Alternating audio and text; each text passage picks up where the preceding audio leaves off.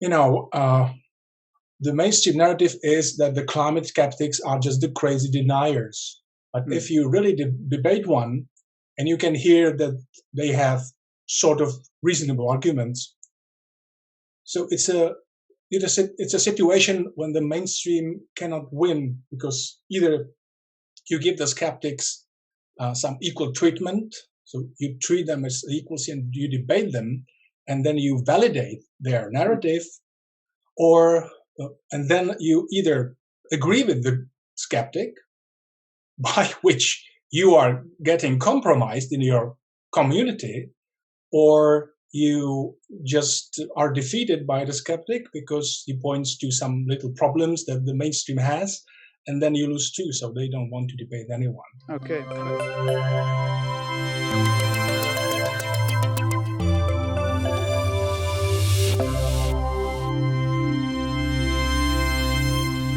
Welcome. I am Anders Bolling. This is Mind the Shift, where we talk about a shifting world and shifting minds. When talking about the fate of humankind and its endeavor to build a better world, it is hard to avoid the climate issue. The mainstream says that the problem is immense and has to be dealt with promptly and drastically. But all along, there have been voices who beg to differ, to a larger or lesser extent. Sometimes they've been dismissed as deniers. But those who have delved into the science, the facts and the trends, but also the politics and the economy of the matter, they don't deny climate change, of course, which is a contradiction in terms since the climate always changes. But they point to a number of trends and facts that tell a less dramatic story. This year, in the midst of another apocalyptic story, the pandemic, a number of climate skeptical books have been published. Michael Schellenberger's Apocalypse Never and Björn Lomborg's False Alarm came out almost simultaneously during the summer.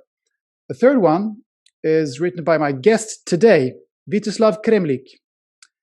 He is a historian and sociologist from the Czech Republic who has studied the so-called postmodern mix of science and politics.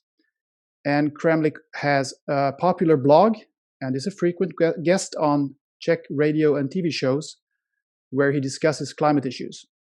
His book is entitled A Guide to the Climate Apocalypse: How the Merchants of Fear Forged a New Religion. Welcome to the show, Vitezslav. Nice to be here. Thank you. So I've been able to read a sample of this book of yours, but it still isn't out on the shelves, is it? Not yet. Not yet. So when will it be released? Hopefully it should be by Christmas if everything goes right. Okay. That's good. You were invited, you have mentioned you were invited to a climate debate in Slovakia last year, but the invitation was later withdrawn. Can you explain why? This is an interesting thing. Like I was invited by a host who organizes debates about many sensitive issues like vaccination and anti-vax movement, things like that. But in none of the topics, they faced such a hostility and intolerance to different opinion other than the climate change. So they wanted me to debate some climate scientists, and they couldn't find anyone. Like whenever nobody wanted to debate against you. No, they just don't want to debate thing. They just said yes, I would like to come there. Then when they heard that this guy is going to be on the other side, they just refused to. And well, I think I understand why, because the mainstream narrative is that the climate skeptics are just the crazy deniers. But if you really debate one, and you can hear that they have sort of reasonable arguments, so it's a situation when the mainstream cannot win because either you give the skeptics some equal treatment, so you treat them as equals and you debate them, and then you validate their narrative, or and then you either agree with the skeptic, by which you are getting compromised in your community, or you just are defeated by the skeptic because he points to some little problems that the mainstream has, and then you lose too. So they don't want to debate anyone. Okay, And but it's so also you mean part. in a way you're saying that they know that they're actually not quite right here, and that's why they don't want to debate it. Or I mean, that's a bit harsh to say, really. But is it like that? Well, there are two things. Like, there is this journalistic or activist narrative which claims that climate change is real and only deniers deny that. And this is crazy idea it's very easy to disprove. We don't deny climate change. We have never denied that. And so this is not what the debate is about. And it's easy to win against these people, okay? And another thing is that we criticize the IPCC, some of the malpractice by some of the scientists. And this really sometimes happens. Scientists are also human, so you can always point out to some mistakes or fraud that they have done. And then again, you cannot really just defeat the skeptic and claim that they are just crazy because they are wrong on something or they are right on other things. And this is just like another debate. But they want to frame it as reason versus crazy denier cranks. And you cannot allow any debate, because in a debate, when you really face the people, so this narrative will just fall apart.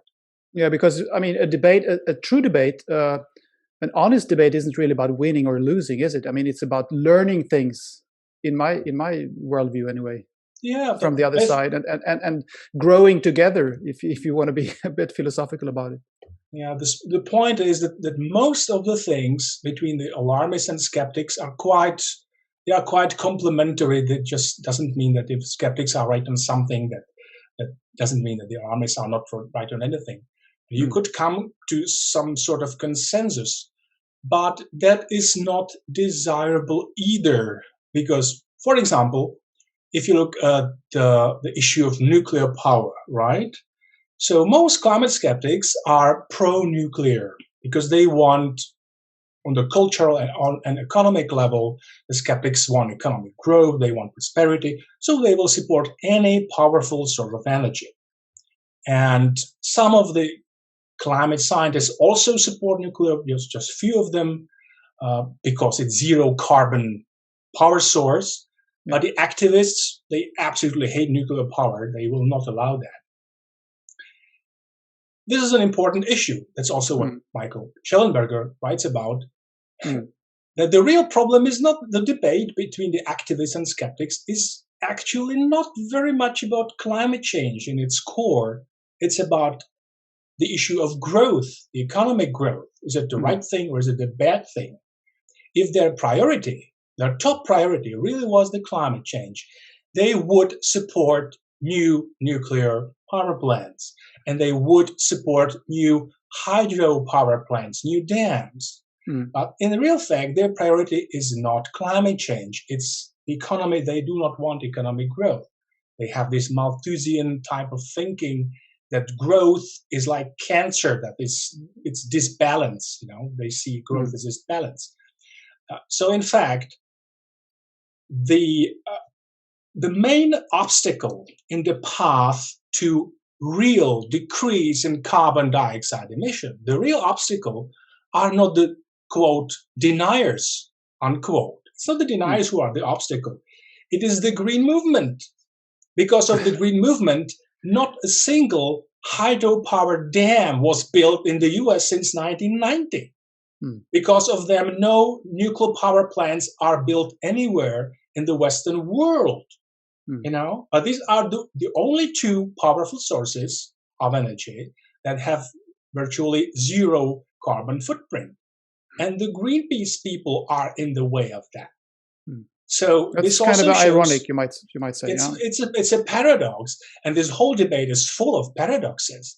And you can understand them only if you just move away from the debate about temperatures and degrees and look at the bigger picture. So this is actually dispute not about temperature. I think it's basically dispute about how you interpret modernity, how you interpret the last 2 centuries of development, when we abandoned feudal system and we embraced industrial capitalism. This thing brought about tremendous growth, prosperity. We almost eradicated poverty.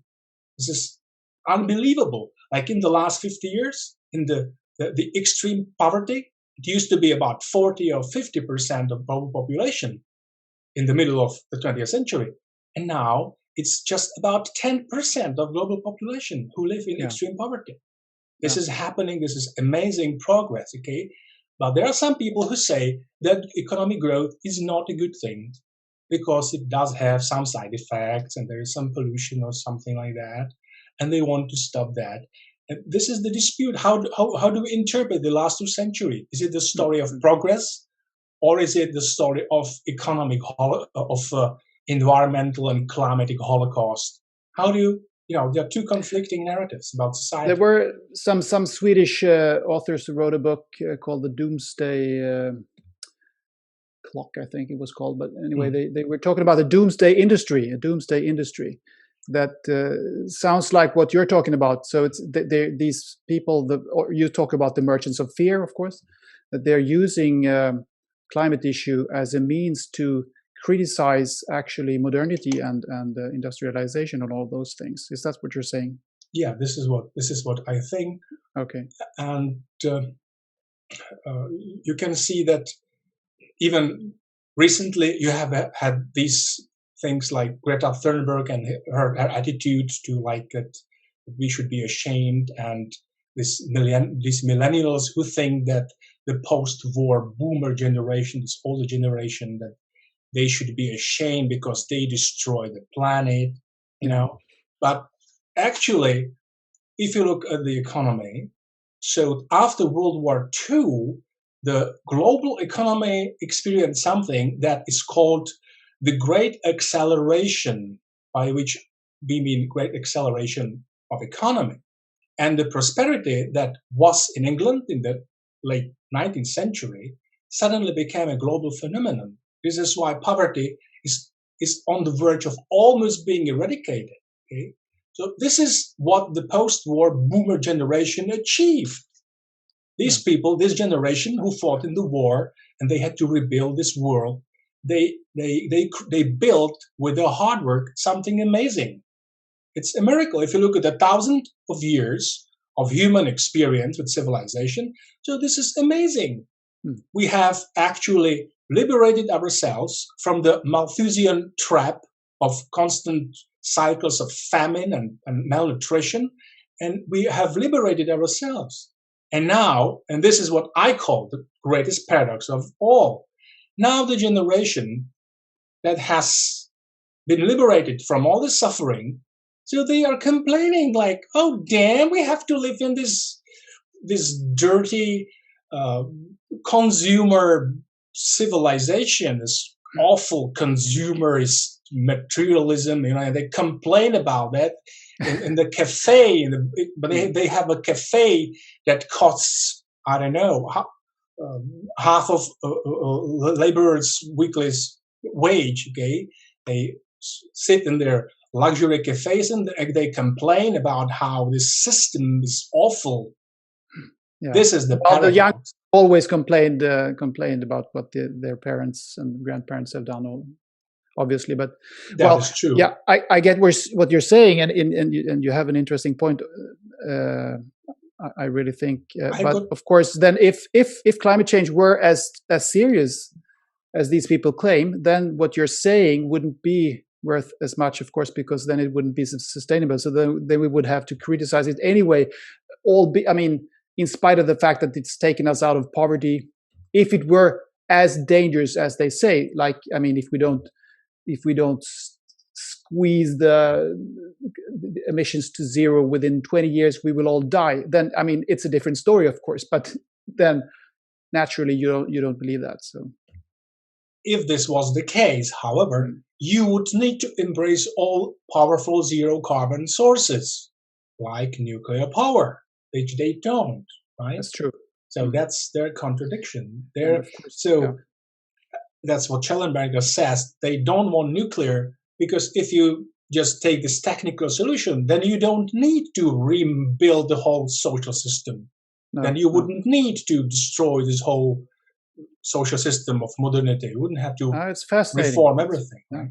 Well, let's come back to the psychology and human traits around these issues. I myself, I've followed this the climate issue, climate conversation, and the science for decades, and I've written quite a bit about it in books, but mainly in articles and in a blog that I had. You always also have a popular blog, and I had one for 5 years, and I wrote quite a few pieces about climate change, and I have my own favorite skeptical bits, like the trends for extreme weather events and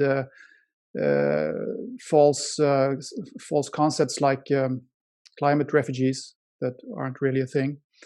So everyone has their favorites, I guess. You are, I mean, almost every aspect of this huge issue is covered in your book, and you dedicate a large chunk of it to discussing the forces behind this alarmism.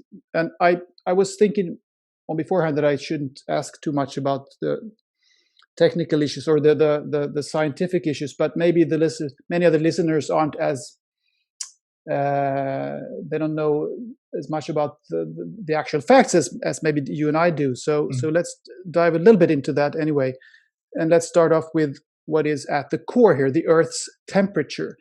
You, in your book, you compare the warnings of a warming world with Orwell's 1984, where war is peace and freedom is slavery and all that. And you write that climate optimum is crisis.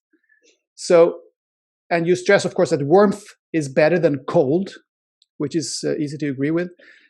And it's obvious that the temperatures has gone up a bit since the 19th century. But how can you say that what we are having right now is an optimum?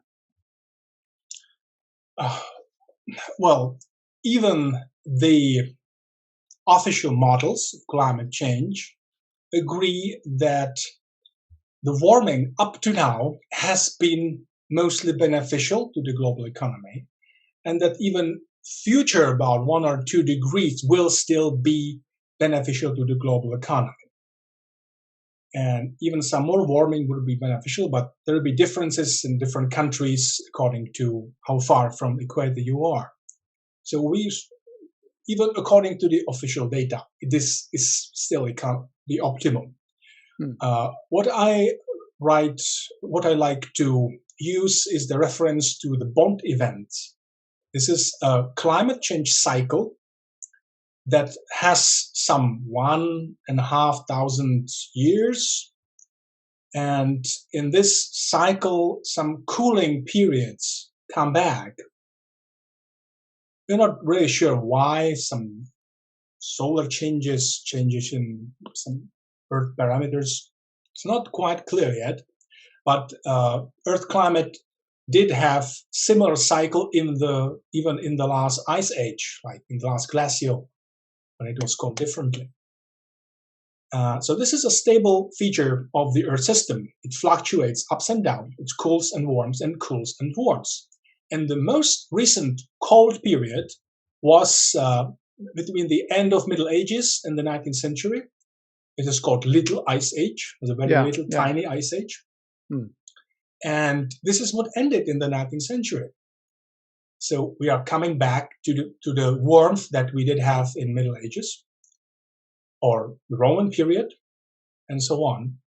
And in the past, in the millennia of past history, we have seen that the warm periods were when civilization flourished, and the cold periods coincide with the worst conflicts, like 30 years war, things like that, or the great migrations when the Huns with Attila invaded Europe.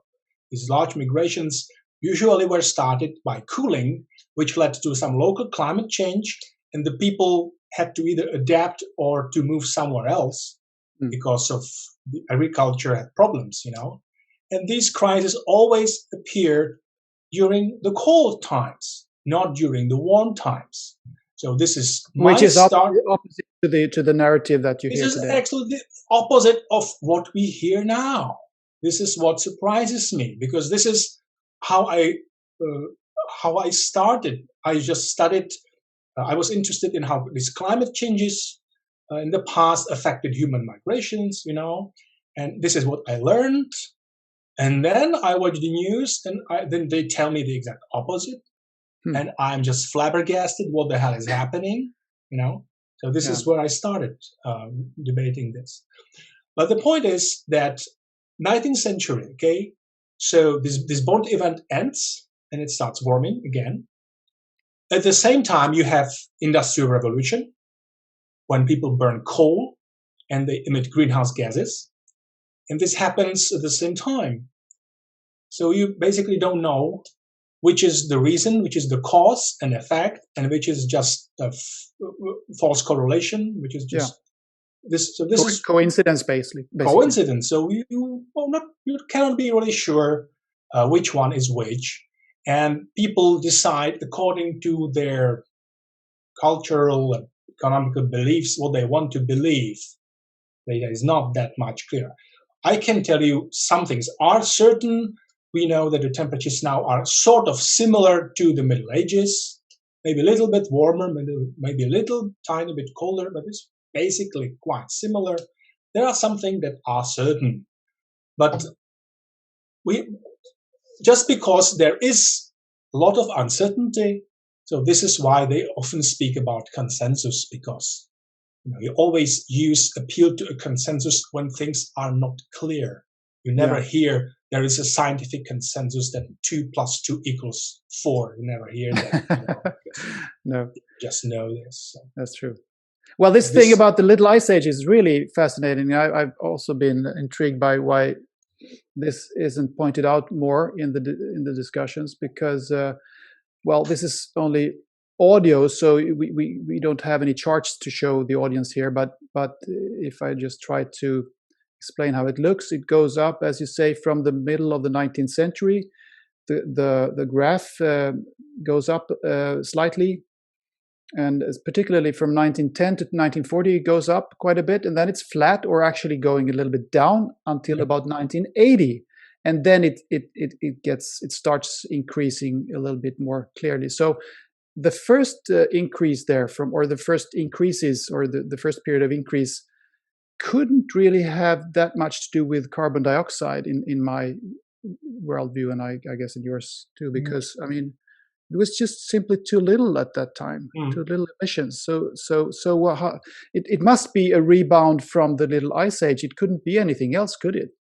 Yeah, this is what I think. So. And then the question is, for how long is that rebound continuing? Is it still continuing, and is it going to continue for 100 more years, or we don't really know, do we? Yeah. So we could have a reasonable debate about these open questions, and it would be fair and square. We can just disagree, right?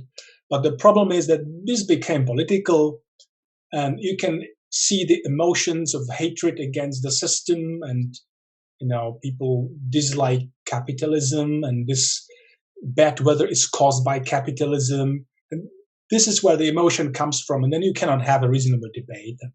You have we are living in the times of the cancel culture. If you think something else than the orthodoxy, you are disinvited. And so yeah, that is the real problem. Yeah. And then, so talking about consensus, there was a few years ago, or it still pops up now and then, this concept of the 97%. The notion of the 97% of the climate scientists say that we have a dangerous climate change going on, this thing. What's your take on that? Because, I mean, just to dive a little bit deeper into the subject from your book here, I wonder if you think it's groupthink, or if there are some more sinister forces at play, because you reference in the book to the massive scientific support for eugenics in the early 20th century, which is really amazing, actually. So what do you think? Is it just groupthink, or is it something more sinister going on? Well, first of all, this 97% of scientists, or actually, I would say 100% of scientists, agree that the climate is changing, humans do emit emissions, and so they naturally must contribute something. But that's the false narrative, This is not what is debated. Nobody questions that. No, but the activists claim that we deny that, which is not true. So this is bogus, not worth mentioning. What you mentioned about eugenics, I'm trying to put the climate change alarmism into the context of the longer history of alarmism. And we could hear a lot about consensus already a century ago, when there was amazing and overwhelming scientific consensus about what is now called scientific racism. This is now considered a pseudoscience that was based on very silly statistical mistakes. Like they were measuring the shape of your skull, your head, and they were trying to use it as indicator whether you are Aryan enough or not. It doesn't work, in fact. It's just they didn't understand the real biology behind that. But based on this very weak science, they were just making very large and ambitious claims about how we must save our race soon. And you could hear the same languages today, like the time is running out. We must act now. There is no time to wait for more evidence. Exactly the same alarmist language. Again, the statistics was very weak. Like the people were even trying to find genetic cause for some personality traits that are not genetic. Like, for example, there was this very funny study which tried to find genetic reasons why some people become sailors. Okay. They wanted to find some thalassophilia gene. And this is not the point. People from marine or sailor families become sailors because it's in their environment, because of what they see in their life. It's not genetic, right? But they were making false correlations. It was all based on these very shoddy statistics. But again, there was an overwhelming consensus. This is not just like, today they say that Hitler was just a crazy madman, this isolated lunatic. This is not true. He was acting on an overwhelming scientific bogus consensus of those times. Scientific racism was mainstream. The eugenic societies had members from the best VIPs, cultural heroes, and philanthropists. This was considered a good thing, eugenics. Now we see that as something awful and horrible, but in those times, it was something, it had very similar social position as environmentalism today. If you want to show that you are a good guy, you will, when you are an actor, for example, so you will support environmental cause and you think you are doing a good thing. A century ago, the same people supported eugenics and they had the good feeling about that. And they didn't know this would end so badly. Because this, when you want to regulate these alleged problems, so you need more government input, and this usually can get out of hand. You give too much power to the authoritarians to solve the problem, and then it gets out of hand, and then you are all surprised how awfully it ended. We know how eugenics led to the Nazi extermination programs, which is certainly not what the eugenic proponents wanted in the first place. I don't believe that's what Svante Arrhenius wanted, Like the father of the greenhouse effect was also one of the founders of the so he was on the eugenics team as well. Okay, in Sweden. He didn't want some death camps, of course, but it got out of hand. And now we have got the green movement that also, I believe, had good intentions. But what are the outcomes? If you look at the biofuels, how the support to biofuels led to food being burned as fuel instead of being sold in the market. So there was food shortage in the developing countries, and the famine was created, and people had nothing to eat. And it was the first time for decades when the malnutrition levels actually increased for a couple of years, right? Yes, back in 2011, I think, something like that, 11, 12. Yeah, that's right. So I think because of the cultivation of biofuels for ethanol. Yeah, that's right. So again, you've got some good intentions, and it backfires. Good intentions are not enough. You have to have some common sense. And like, if you look at our, I don't know, Corona crisis, which I don't know very much about, but again, the safety measures are probably needed.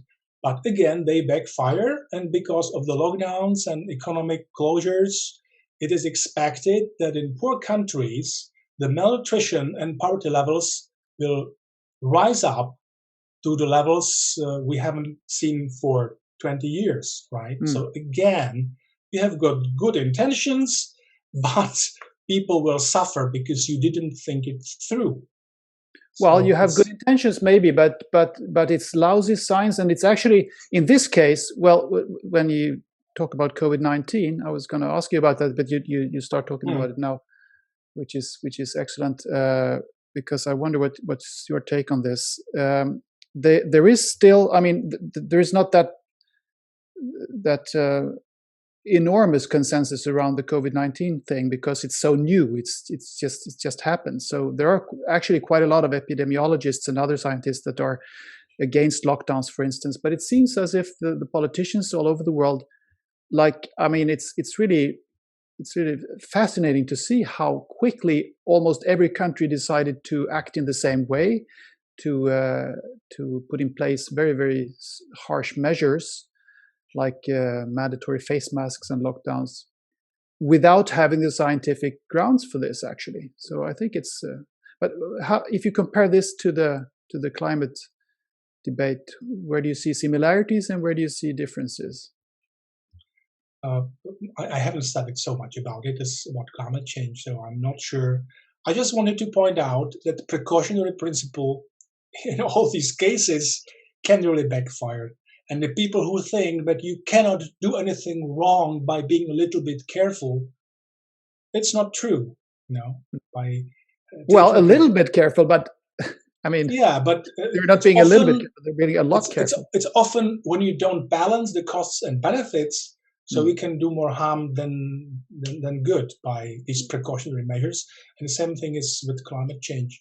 And I've got one more thing to add about the COVID-19, which is related to the climate change. So we have seen tremendous downturn in economy, right? Lockdowns everywhere, factories, restaurants closed.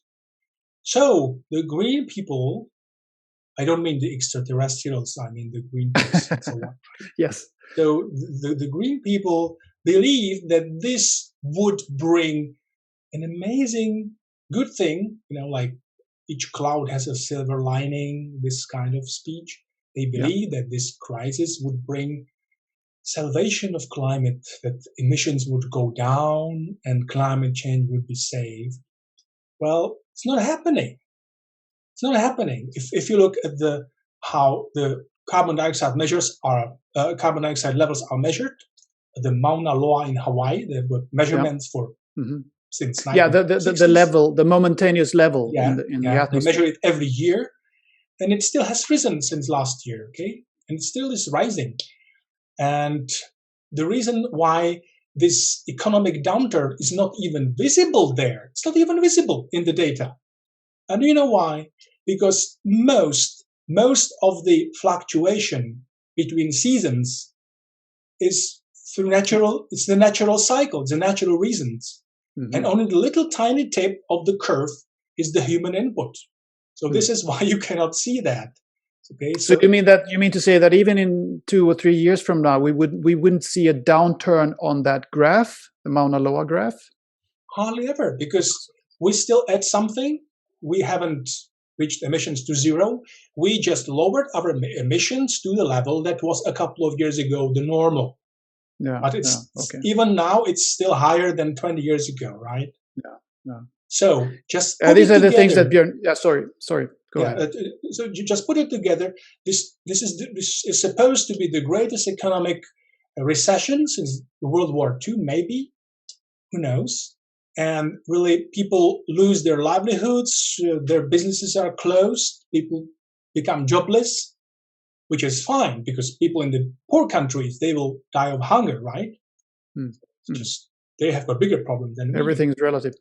But even with all these consequences, it still doesn't really save the climate. So imagine how tremendous destruction of life and economy we would need to really turn carbon dioxide emissions to zero. Yeah. That would be like obliteration of everything. Yeah, that's what Björn Lomborg talks a lot about in his books. This is So this is just so an enormous amount of cut downs that we can't even imagine it, and it really contributes almost nothing to the. You could see the Green New Deal like an example of what the Green New Deal would look like if it really was supposed to be efficient. On the other hand, I mean, you could envisage zero emission future. I think we all want that in the long run, even Sure. people like you and me, because I mean, burning fossil fuel isn't really that sophisticated, so we want to phase that out. But if we do it in a proper and natural organic way, and we have all these beautiful inventions, and we eventually come up with some smart energy, we will eventually reach the zero emission situation, I think. But that's, I mean, and then we wouldn't get poor, because then all these innovations would lead us to become richer instead. But yeah, sure. I mean, then we're talking about maybe 100 years from now or so. So that's a different story. But what you're saying now is that if we wanted to follow the what you call the Greens, the vision of the Greens, that would entail us cutting down to zero emissions within maybe 10 or 20 years, and then we would see this catastrophic economic. But this is because this Malthusian thinking doesn't like the focus on prosperity and growth. They just don't think this is the right thing. No. Okay. Even you have got these green thinkers warning us that if every person on this planet had American living standards, we wouldn't have enough resources on the planet. So, therefore, we need to keep the poor people poor, or what? You know, this good question. Like, what do they mean by this claim? Like, we would need 4 planets if everybody was supposed to have American living standards. What sort of thinking is that? This is exactly Malthusian thinking. Like, even the Reverend Malthus proposed very draconic measures how to keep people poor in order to prevent overpopulation. You know, so there is this continuity in this. Yeah, and in the darkest scenario, we're back to eugenics almost, if you extrapolate that thought. In a way, possibly, yes. This is about. This all leads to. This always leads. All these little problems always come with the same solution. You know, we need more control of everything. We need more control of individual's life, control of population, and so on. All little tiny excuses for the same objective too. Yeah. So whose agenda is this? Why the fear mongering? You mentioned Greta Thunberg. Why does she say the things she says? And so where does it all come from? Is it a human trait? Because I think there is a human factor, a human trait factor, a property of the human mind, namely to scan for dangers. There's a negativity bias, not least in the media. I've been working as a journalist for decades, so I know the negativity bias in the media, but journalists are also human beings, and there is a negativity bias generally, I think. Or are these, as you call the merchants of fear, taking advantage of, and these are your words from the book, taking advantage of our stupidity, or maybe it was some other place you wrote this, but anyway, taking advantage of our stupidity, not being able to distinguish relative risks from absolute risks, and not being able to separate trends from events.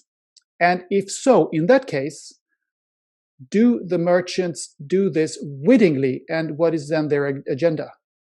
That's a big question.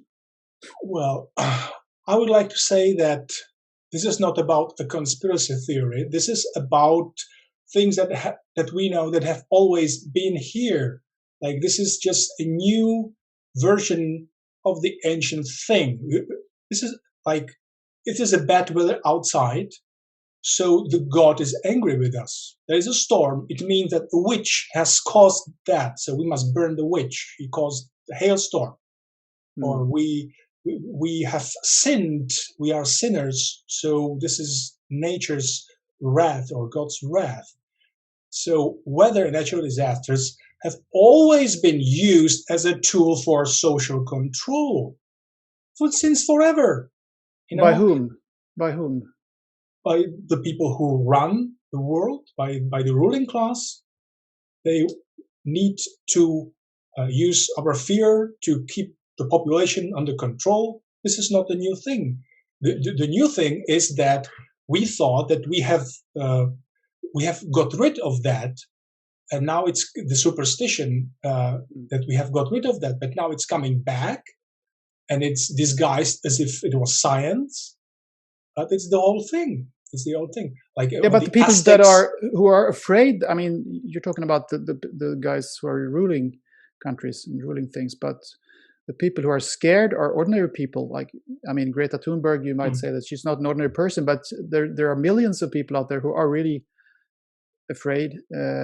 So that's a real thing. But you mean that they have been seduced, so to speak. I know what you want to say. Yeah. And I agree. So this ruling class have always been using some sort of our psychology. That's, people have always been prone to believing such things because human brain is not a computer, and we are not able to discern the real laws of nature. For example, I don't know. Very usual example is the fear of flying. Okay, so many people are afraid to fly. They will travel by plane or drive their car. They are not scared to death. But when they fly by plane, they are terrified, some of them. Although it is not supported by statistics, the rate of deaths per 100,000 flights is very small compared to accidents on the road. So this is that why are we so bad at estimating risks? Because our brain is much more impressed by single dramatic events than by some boring statistics. When there's a plane crash, it's on the news the whole week. They speak about it the whole week, right? One single crash. It's a news. Everybody remembers the 1975 something plane crash, but nobody remembers the 100,000 dead people on the road when they were driving drunk, because that's a normal thing. So people do not follow statistics; they just follow the individual dramatic trends. This sort of statistical misunderstanding that people have in their brains. This is, of course, not used just about climate change or things like that. This is also misunderstanding in other issues. I know, crime, immigration, violence. For example. Like immigration, like in the U.S., the crime rate connected with illegal immigration from Mexico to the U.S. It was a big problem in the 1980s, maybe 90s, and then it decreased. So the trend is decreasing.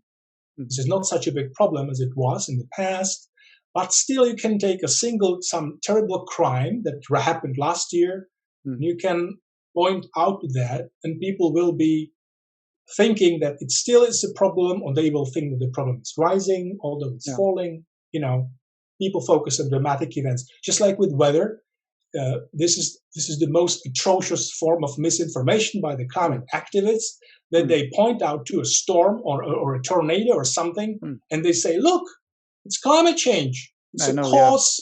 Yeah. It's so ridiculous. It's so ridiculous. Every single storm is depicted as a result of climate change. This anecdotal evidence that they're using all the time, that's the curse of the climate. And journalists do it all the time, and they don't often, many journalists, they don't have a clue. They don't know the science. They don't know what they're writing about. to just, convey what they hear from the activists. That is the point, that probably a lot of the people, or maybe most of the people who are these peddlers of fear, who just spread this narrative, they just repeat something they have heard somewhere. They do not have some evil intentions, and just, this is what everybody says, so I will say it too. It's just the normal thing. Yeah. And if you look at this girl from Sweden, this Greta, so she just repeats what she has heard somewhere. It's not her own invention, right? No. It's not her fault. And it's really sad that she's become so influential. But of course, she's very photogenic, and it's very cool to have a 17-year-old. So this is not the question. Greta is a non-event. But you should ask, why is she, a normal girl, why is she invited to Davos? Why is she invited, this non-important girl from middle of nowhere? She is invited to the international conferences. Why? By whom? For what purpose? That is the question. How is it possible that the elites of the Western world have embraced this Malthusian ideology? That is the question. Yeah, I think, well, if she's used for malicious ends, then it's really bad. But I can understand why you are. I mean, I can feel some kind of sympathy for the notion, the idea that you lift up some ordinary person who says what you conceive as truths. But well, in this case, you and I don't think that Greta Thunberg tells the truth, because we know that she says things that aren't actually not correct. But I mean, so I don't have that big of a problem with the concept itself, using a person, 17-year-old girl, saying things. I mean, you could do that sometimes, because I mean, children can be very wise often in some respects. So, but of course, as you say, inviting her to Davos and to UN, well, it's a little bit ridiculous in the end. So anyway, let's talk a little bit about the structure around this. There, most serious skeptics, if I can use that term, I guess I can. I just did. They recognize the scientific part of the IPCC, the International Panel of Climate Change, the UN body for this thing, as they recognize it as fairly reliable, but not the part that summarizes for policymakers. And the IPCC is at the core of this. What's being conveyed to the general public out there. You and others claim that when this body was created, it was instructed only to look for human explanations for warming. Is that correct? Or how was it? On what basis was it created? Look, this institution was created within the United Nations Environmental Program, UNEP, which is a body of the United Nations that was founded in 1972 by Maurice Strong, who is a famous and influential member of the Club of Rome. And the Club of Rome are the authors of the Limits to Growth. They are the authors of the idea that everything is running out. Oil is running out. Oil would run out by 1992, and tin and copper will run out by famously 2000 and so on. Missed those goals, yeah. Right, but they designed environmental alarmism as a political ideology, which is a new thing, sort of, in the modern civilization. This is a new thing, original thing, unlike communism and these things are the old thing. But this is a new idea. And this guy from this organization set up UNEP, and they tried different scares and different alarms over the years, and then they came up with this climate change issue. And they chose Bert Bolin to head this institution as the first chairman. And he was famous for his ideas how carbon dioxide is dangerous. So this is a change of thinking. Like when Svante Arrhenius was writing about greenhouse effect a century ago, so he believed that this is a benign, that's a good thing, because the greenhouse effect will make Earth warmer. It will postpone the next ice age. So he believed that it's a good thing. Now Bert Bolin thinks it's a bad thing. But still he was a scientist, so the early versions of IPCC were not so radical as today. But because he was focused on carbon dioxide, so when you read the whole report, it has got thousands of pages, and there is almost nothing. There's very little about changing solar output. There's very little about the natural factors that influence that. Now, we have got dozens and dozens of pages about various gases in the atmosphere. There's about 2 pages about the solar influence. They do not even mention the standard solar activity cycles like Gleisberg cycle, and they do not mention these things. They are not interested. So I think they do not examine these natural factors very deeply. So but was it an instruction to the creation, to the body that was created? Yeah, or because was the question, Bertolin's personal preferences, or what was the basic? His preferences is why he was chosen by the guys up there. He was chosen because of this preference. But this IPCC institution was instructed to examine whether it is possible that human activity is dangerous for climate. So they answer, yes, it is possible, or it's not possible, it's likely, it's not likely, and even when there is uncertainty, they would still say it's likely or very likely. Yeah. Because they are not asked whether it's possible that it's natural. This is not what the question is. So they use the uncertainty, the probability language to deal away with uncertainty in science. We don't know, we are not sure, but it's possible, it's likely. So there are two ways. There are 2 ways how alarmists get rid of uncertainty in science. First, this likelihood language. Yeah. It's probable, it's possible, it's likely. Or they use the precautionary principle, which says that even if we do not have evidence, we still should do something.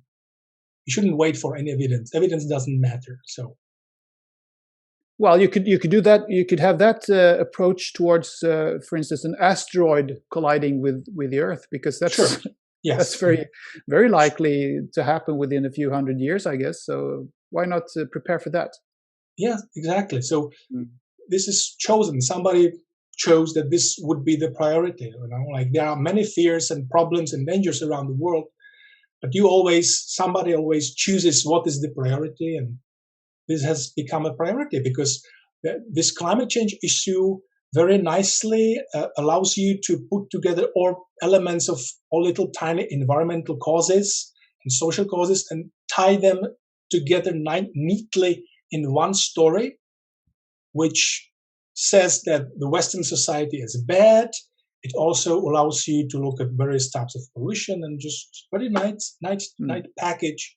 And also we can see that the environmental organizations have slowly just shifted their focus, and now they invest most of their energy into lobbying for green sources of energy instead of focusing on chemical leaks and pollution, stuff like that. So they reshifted to this thing because here they can have support from these powerful international institutions, and they will get funds, of course. They would get funding, and it's a great for everyone. Everybody, of all the people on the other side of the barricades, everybody wins because the international institutions can pretend they are useful for something. Like United Nations was supposed to stop all wars in the world, which somehow hasn't happened yet. So but there are fewer. There are fewer, actually.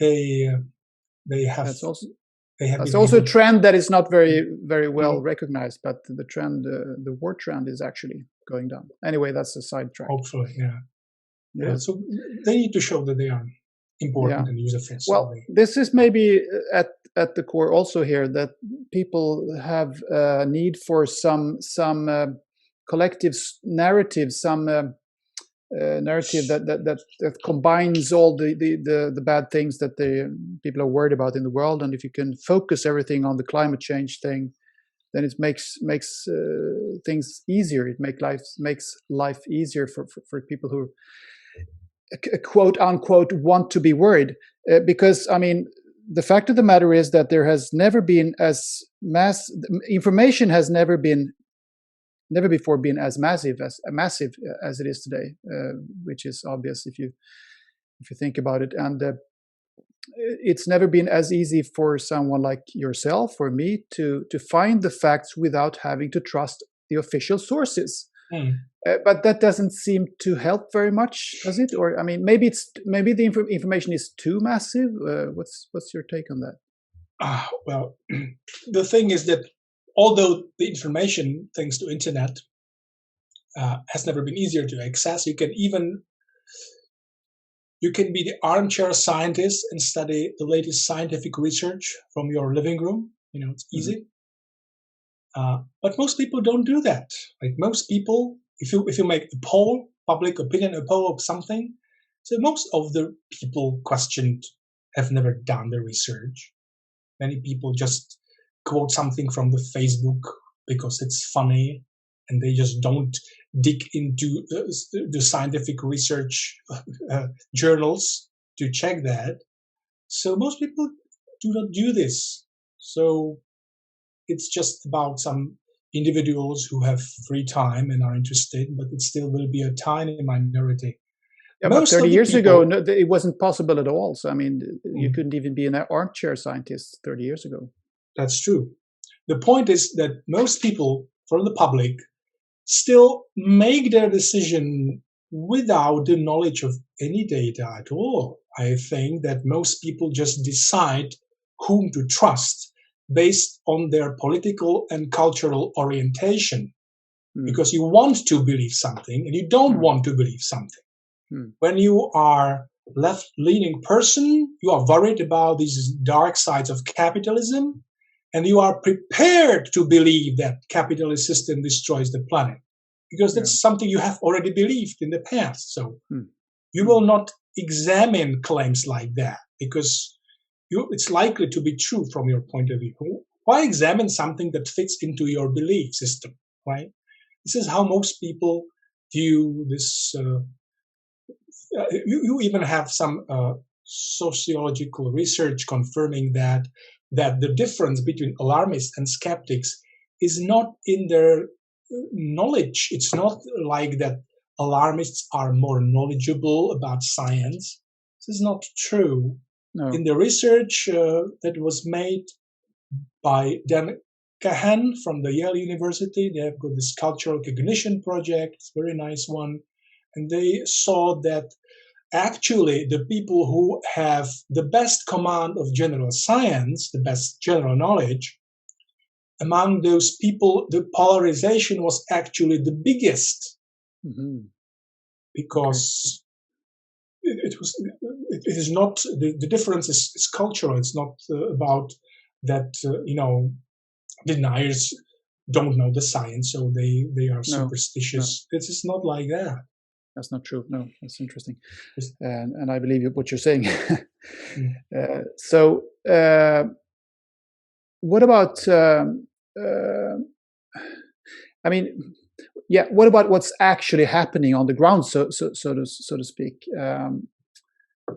is regarding or regardless of what politicians decide or whatever. I mean, you can be critical towards alarmist climate policies and climate treaties of different sorts. The question is, how important are they really? Because you can also think that things develop organically, the society develops as an entity anyway. I mean, there are forces at play because 7.8 billion people live on the planet, and they are innovative, and they want to do things and work, and like you say, most people don't delve into science. Some do, and some, but they want to create things. And anyway, what I'm trying to say is that things develop regardless of what politicians do or say. Sometimes I think often we put too much focus on the leaders and the politicians. So if these things happen anyway, and maybe the bad fuels are phased out as more sophisticated and environmentally friendly varieties are developed in the future, as we were mentioning before, do you think that's the case, or do we really have to? Is it really a problem that we have an alarmist climate policy, does it mean anything in the real world? Does it have any significance? Will things develop as they will anyway? It depends where you are. Like in Germany, these green policies have increased the prices of energy very much, but the Germans are a very rich country, so it's not a big deal for them. But if you are in some developing country, South America or Asia or somewhere else, so this in alarmist policy could be the difference between having lunch and dying of hunger. So have we seen this? Well, you mentioned the biofuel thing before. That was one example. Yeah. Right? Or it may not be dying of hunger. It may be just remaining poor, because these countries need to develop economically. They need some power sources, and if they are forbidden to build some coal plants, which is cheaper or has been cheaper, and if you are forced to use only the more sophisticated and more expensive things, so you may not have money to do that, and you will not have the economy running, right? So this is about slowing or stopping the development of the poor countries. So here again, someone might say that environmentalism is actually just another way how to keep the people of color where they are, how to stopping them from advancing forward to reaching our living standards. And you use environmental rhetoric, but the outcome is that they will remain in the bad shape. That's gloomy. Yeah. But on the other hand, we have seen that during the last decade or two, the so-called climate policies haven't been very successful, and they say it themselves. The alarmists say this all the time themselves, that we haven't been able to fulfill the Kyoto Protocol or the Copenhagen Agreement or the Paris Agreement. We're still emitting.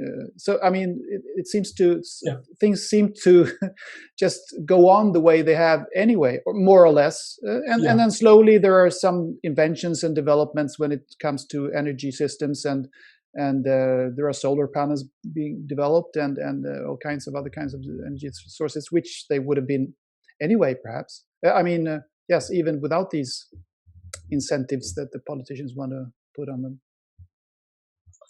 Now I know what you meant by your question. Yeah, that's true. You're absolutely right. This is what I have also been saying. Whenever somebody asks me, aren't you afraid that you, by opposing the policy that you are dooming the planet? And I say no, because the policies don't work anyway. So who cares? Yeah. That is the point. That's here, the because point. we have had 30 years of conferences, and it hasn't, the greenhouse gases concentration is still rising, and it's rising faster and faster. It has been rising faster and faster. So the policies don't matter. They don't work. So it's not, if we just dump Kyoto Protocol or Paris Accords, it doesn't change a thing. If you really wanted to change something, you would need to abandon the dogmatic environmentalism. You would have to build new hydropower plants and new nuclear plants and things like that. And you just should be rational, having rational dispute with the skeptics, because some are right about something. But this is what happens when democracy just stops working, when you stop debating people. Just dogma prevails, irrational dogma, and you just do not have any reasonable policy. It's not possible, when dogma prevails. This is just like with the Marxist system. Like I come from Czechoslovakia, which was a communist country, right? And this is the same thing. Like Karl Marx was right on something, wrong on other things, but his followers turned this into a religion, and he couldn't debate anything. You couldn't correct the flaws in the system, because then you were a heretic, and then you couldn't repair the system, and it just fell apart. And this is the same thing again. Like this environmental movement is right on something, but they are not willing to discuss their problems. They are turning into a dogmatic religion, and so they are not able to rectify their mistakes. They are heading to everything falls apart. You think that's going to happen? So you said communism fell apart. Is the climate alarmism also going to fall apart? And just to combine this with a final question I have, what is your vision, if you have a grander vision for the development of humankind? And what do you think will happen? What's your vision? What do you think will happen with this? I think that this probably, because this ideology is still very strong, okay? It wasn't damaged by ClimateGate scandal. They still are running the world. They are still popular with the power elites of the West society. So this is not just going away anytime soon. So I think that this is like when we had this communist system in the 1960s. You already could see the problems that are there, but the system still existed for 2 or 3 decades without the belief of the people. It still survived. And it just fell apart. It wasn't destroyed by its opponents. Basically, it just fell apart due to its own inefficiency and its own inability to reform. And this is very similar. Like they say that they want to lower the carbon dioxide emissions, and they are not able to do that because their response is too dogmatic and too ideological. They refuse to take any feedback from anybody when somebody wants to give them a feedback. So they just use their cancel culture to destroy the guy's reputation and kick him out of a job. This is not how you create a working society where you can repair your problems in frequent maintenance intervals. Always need this maintenance in each society. This is why democracy is still the best of the worst systems, because we have got this regular maintenance in the form of some elections, when people just change places, So I think that this green ideology will just fall apart and decay from within. This is what I think, but it's not coming next year. Okay, we'll see how it develops. Vitezslav Kremlik, thank you so much for joining Mind the Shift, and good luck with your book now. Thank you very much. See you next time.